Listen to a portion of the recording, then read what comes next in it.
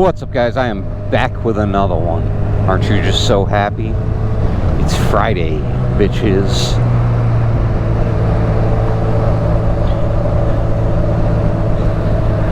I don't know who listens to talk shows anymore, radio shows, not talk shows. Well, maybe a little bit. It's a radio show, right? So technically it is a talk show. But I listen to one called dude, I got so much freaking dust in my eyeballs right now. I can't see a thing. I listened to one called Dave and Chuck the Freak. And I was listening. I was listening to him like 5 years ago, right? Back when I was driving back and forth to work. And yeah, I'm listening to them again, and they're still on. It's the same guys. It's two guys and a girl, and then a couple crew members. So I think the crew switches out every once in a while. Maybe not. But it's mainly Dave, Chuck, and Lisa. Dave and Chuck the Freak. You guys should listen to it. It's pretty fucking funny. Ouch. I bet that didn't feel nice.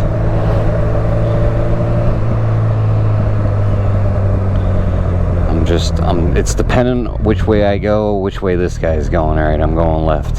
Have a nice day, guy.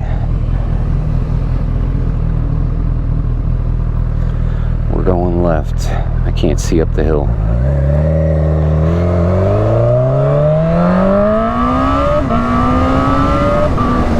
So I really like these guys. I mean, they're just funny. They just say the craziest shit. And it's all things like, as I was growing up, I don't remember ever being allowed to be said on the internet or on the radio. I guess on the internet's one thing. You can pretty much do whatever you want on the internet. But on the radio, on a public type channel. So it's just great. I love it. I love it. And if you guys don't get it or don't know what it is, you can get it on iHeartRadio. When you look up Dave and Chuck the Freak, their symbol's like a guitar pick, you know? It's yellow, black outline. Just in case you want a little bit of insight into what I listen to. 'Cause it's hilarious. It's so funny. Little kids. Yeah, so I'm already tired of the people that I work with. You know, there's the select few I still get along with, and if they watch, if they know this channel, I think only one person does. You know who you are, and everybody's great there with the exception of the select few, and the select few is what causes just the main issue. Now, is that how I feel it was like for some people in the military working with me? Possibly. I mean, it is what it is. We all complain and the grass is always greener on the other side. But I'm not looking for another job. My sister sent me to somebody that could possibly have a job for me. Now, a job like this, I'd prefer it to be maybe part-time, which I really can't do other than Saturdays, and they're not open on Sundays. So we'll just get into it. What happened to my hat? My hat is flopping around. So the job is sales, right? And I've never been a salesman. I'm not a very good salesman. Like my old motorcycle, I sold it for $2,500. Kid came up,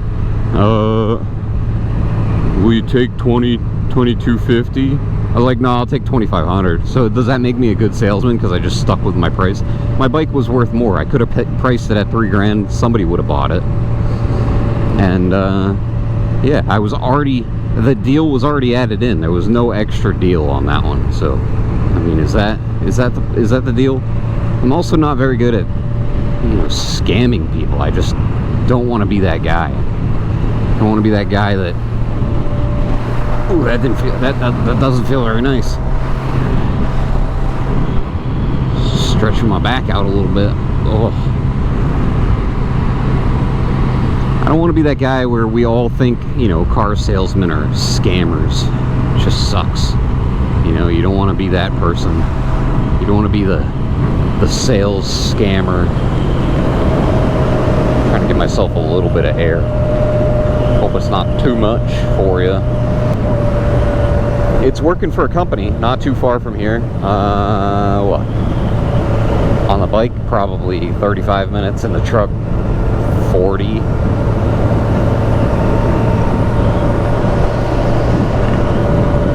And it's a dealership. And I don't know them. My sister, at this point, she's met them. What my sister does is she sells kind of like what your gap insurance or your extended warranty type stuff is to dealerships, car dealerships specifically, but I guess the insurance that she's selling now, or the warranties, covers side-by-sides and probably motorcycles and things like that. So she's meeting people and talking to them, and, you know, just by word of mouth, they start asking, hey, do you know anybody that knows motorcycles? And I mean, come on now, you're asking dumb questions. No, but do I know motorcycles? I don't really know motorcycles. I know about motorcycles, but I don't know everything about fucking motorcycles. That's why my Z is sitting in the fucking garage right now. Could I learn it all? I could. You know, I like specs of new bikes, and I like to see how people think they like them and go for test drives and whatever else. But the one main issue is, I guess this place has a lot of Cfmoto stuff, and I know absolutely nothing about Cfmotos. I know that Yummy Boob, a YouTuber that nobody used to like, now he's got like 5 million subscribers. I guess when you cartwheel off the front of a Porsche, that's what happens. But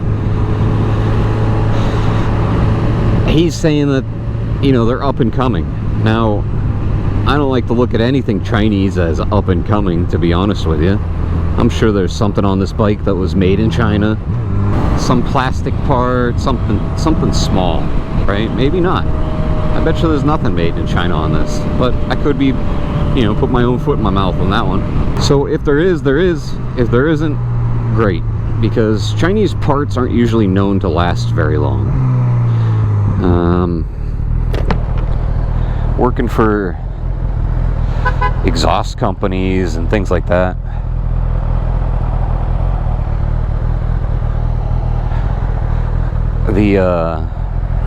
The metal that people get, it's usually Chinesium, right?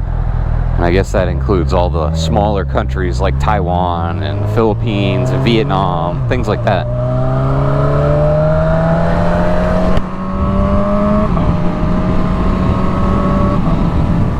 So we called it Chinesium, right? Anything that breaks, it's Chinese, it's Chinesium. I've never really seen the greatest quality stuff come from China. So Cfmoto is now making all kinds of motorcycles, right? They have their adventure bikes, they have, I think, some touring bikes, and they have their sport bikes. They're getting all the different types of engines, the 3 cylinders, the 2 cylinders, the 4 cylinders. So people at this point are saying that they're up and coming. To me, up and coming is like something made in the United States, right? Why are we looking at Cfmoto as up and coming? It's just not. The upside of it that I see, I don't know anything about these bikes, so let's talk it through like I'm brain dead when it comes to this. I see the ability of a cheap bike and you be able to get into riding motorcycles and the different types of motorcycles, whether you want a touring bike or you want a 675 LS whatever, blah blah blah. So they're trying to put their foot in the market, and Kawasaki Honda, Suzuki, KTM. Who else am I missing? Am I missing a big one? I say Honda? Honda, Kawasaki, Suzuki, KTM. They've all been building bikes for a while. This is like, I'm talking your most common, even KTM really isn't the most common. So we'll stick with just the three. Honda, Kawasaki, Suzuki. Okay, so you got the three, oh, and Yamaha. There we go, Yamaha, 4. The 4 big brands, most commonly known brands, most popular brands for beginners into professionals, and yeah, I guess the easiest to work on, the easiest to find parts for. And everybody's saying that this new group is it's going to be a hot motorcycle, and I just don't believe it. Now, the things that I do know is that when parts go bad, even though they haven't been out for very long, when parts go bad, it takes a lot longer to get. And I assume it's because I know they have Cfmoto USA, but their parts aren't coming from the USA. They're coming from China. Fucking China, dude. So, it may be even harder to get parts than this bike. Whereas, like, this bike, you can get common parts, right? But when you're talking aftermarket stuff, it's just bleh. So it's funny that I'm even talking some shit about the Cfmoto, because I'm riding a bike that you can't really get too many aftermarket parts easy, I guess. I mean, when I say aftermarket parts, I'm not talking exhaust. I'm talking like just weird little things here and there that you could put on your motorcycle. They don't make much for this bike. Cfmoto, I don't know. I don't know what the aftermarket looks like. I have seen some websites putting the Cfmoto name in there, and you can pick out your year. I've just never looked at the parts to see what they got already. But if it were me, I'd spend a couple extra $1,000 and buy something that was a brand name that's been known for quite a long time. You know, that's the way to go. I was gonna go that way, but I don't know where that goes. I got no fucking idea. So that's kind of my rant on Cfmoto. How do you guys feel about it? I just don't like it. It's like the new guy coming in, you know, you want to fucking just punch him right in the dick. It is allowing a lot of like young kids to buy motorcycles, which I guess is good and bad. And then a lot of the time Cfmoto is being compared against Polaris, which I don't know if you ever known anybody with a Polaris Razor. When they first came out, they tried to sell those shits up real quick because they just weren't good. Maybe now they are, but back then when they first came out, they were not. So it's funny enough, this company sells mostly Cfmoto and Polaris stuff. So I don't know. Maybe somebody can tell me, but I don't know. Still want to punch them in the dick, you know? Just sock right in the freaking penis. On that note, guys, if you like this video, hit the thumbs up, comment down below, like and subscribe.